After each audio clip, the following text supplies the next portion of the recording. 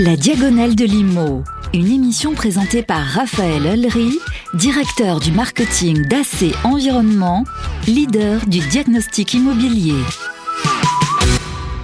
Bonjour à toutes et à tous. Bien souvent, on me pose la question, que vaut un DPE, un diagnostic de performance énergétique ? Et que vaudront demain les anciens DPE si prochainement les règles actuellement en vigueur d'établissement de ce diagnostic sont changées radicalement dans les prochains mois, ce qui est normalement prévu. Commençons par un petit rappel. Depuis 2007, tout vendeur ou bailleur d'un bien immobilier a l'obligation de faire réaliser ce diagnostic. Il en remet les résultats à son acquéreur ou à son locataire afin de les informer de la présence énergétique du bien et de son impact sur le climat. Et depuis 2011, pour les particuliers et les profanes de l'immobilier, voire pour certains pros aussi, le DPE est ainsi devenu le plus visible et le plus connu des diagnostics, mais paradoxalement pas forcément le plus lisible. Ainsi, en tout cas, d'informations techniques et environnementales sur le bien, le DPE est en fait devenu un véritable argument de vente. Il n'empêche, une bonne décennie après sa création, force est de constater que le DPE, au départ une bonne idée destinée à encourager la rénovation des biens, à commencer par les passoires thermiques, n'a pas eu l'effet escompté. Parmi les reproches adressés au DPE, le plus souvent, il y aurait son manque de fiabilité et de cohérence.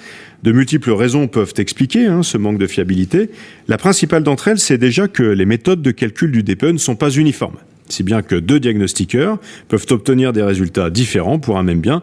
Vous parlez d'une information, c'est un peu limite. Pour établir les consommations d'énergie et d'émissions de gaz à effet de serre d'un bâtiment, la réglementation autorise en effet deux modes de calcul. La première méthode possible, la méthode dite 3CL, de calcul des consommations conventionnelles des logements. Dans ce cas, le technicien relève sur le terrain l'ensemble des caractéristiques géométriques et thermiques du bien, ses systèmes de chauffage, de refroidissement et de production d'eau chaude, un relevé qui comporte quand même plus de 60 données d'entrée, puis il procède à un calcul du DPE via un logiciel agréé par l'ADEME. L'autre méthode, c'est celle des consommations réelles, basée sur une moyenne des consommations d'énergie issues des factures sur 3 ans, transmises par le propriétaire au diagnostiqueur.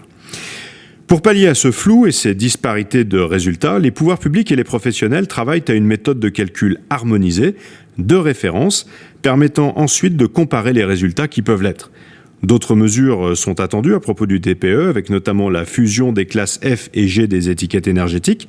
Quel est l'intérêt en effet d'établir une hiérarchie entre les bâtiments les plus énergivores et les plus polluants ? Il est envisagé aussi de créer cette fois de l'autre côté de l'échelle une étiquette A+, pour distinguer tous les bâtiments exemplaires, les plus économes, voire ceux qui sont à consommation d'énergie positive.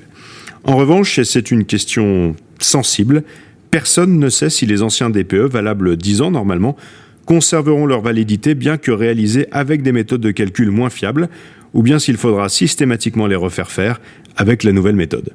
À suivre. La Diagonale de l'Immo, une émission présentée par Raphaël Ollery, directeur du marketing d'AC Environnement, leader du diagnostic immobilier. La Diagonale de l'Immo, on débat sans travers ni détour. Rendez-vous sur les réseaux sociaux.